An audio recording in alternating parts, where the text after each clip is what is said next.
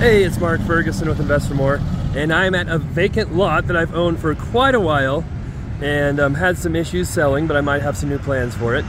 And we had some issues on this lot too. So we've got a huge giant tree here, and we've just had some crazy storms this year in Colorado.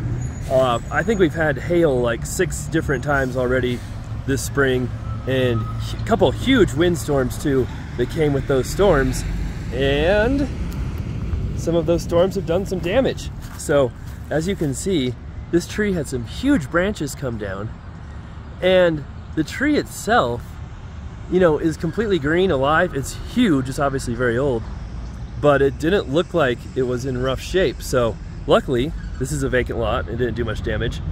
But yeah, we may have to have that tree looked at or taken down. We don't want it falling the other direction across the irrigation ditch I'll show you. But yeah, we'll talk about this lot just a little bit here too. Love the likes, love the comments, love the shares, love seeing new subscribers.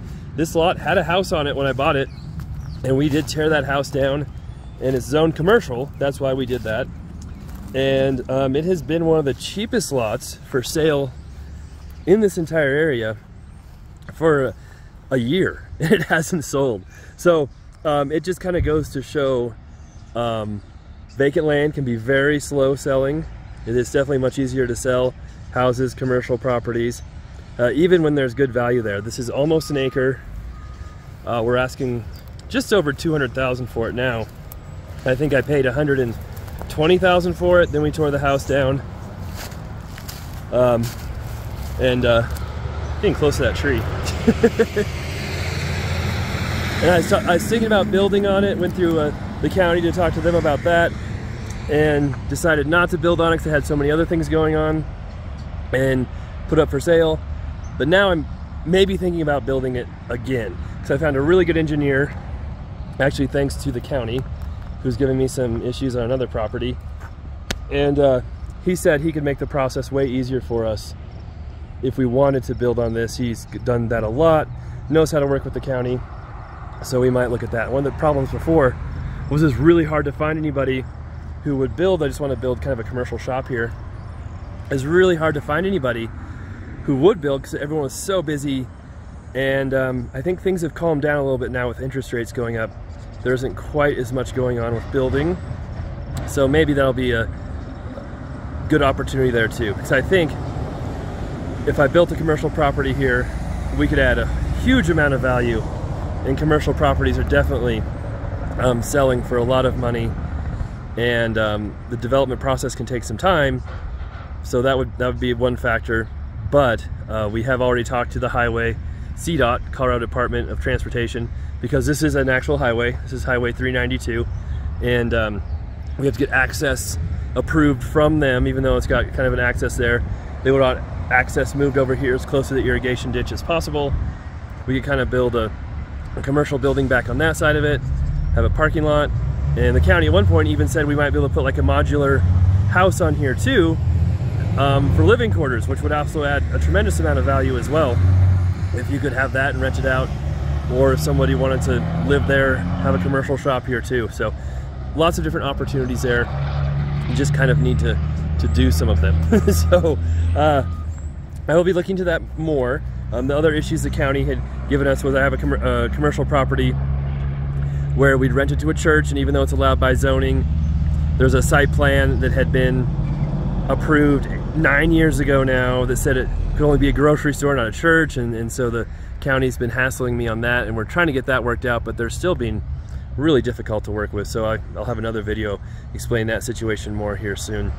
But I just want to check this out, see what this tree looks like, and yeah, it has some other big branches up there, and those look almost like hollow, like even though they're green and it doesn't look like it's in bad shape, obviously it wasn't the strongest tree in the world. There goes a can floating down the irrigation ditch. Oh, I kind of want to get closer and look at these. I also don't want to die from a branch falling on me. I mean, it's not windy right now.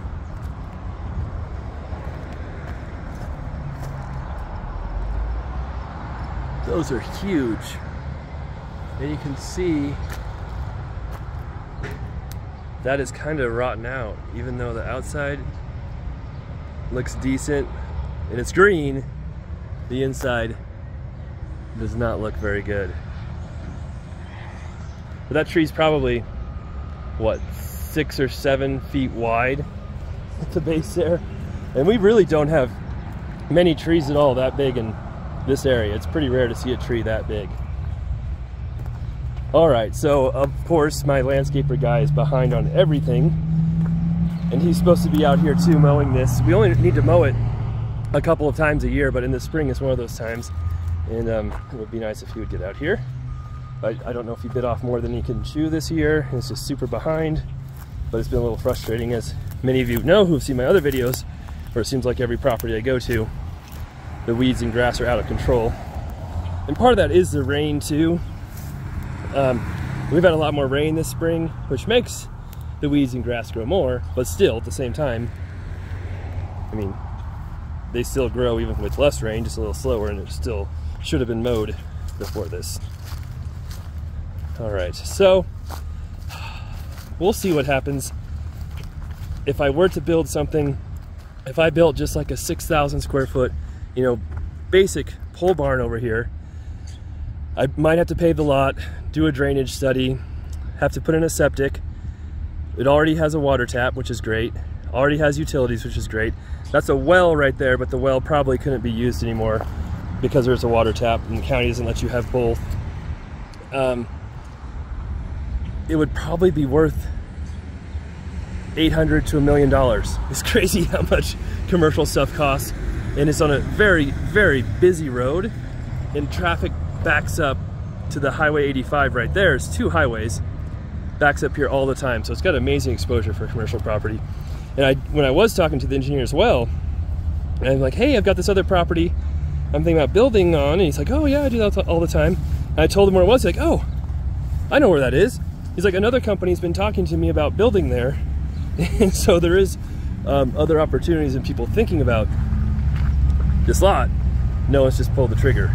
So I think it would make sense for me to do it if I can get it all worked out and have the patience. But still a lot to think about, because I still do have a ton of projects going on. All right, love the likes, love the comments, love the shares, love seeing new subscribers as well.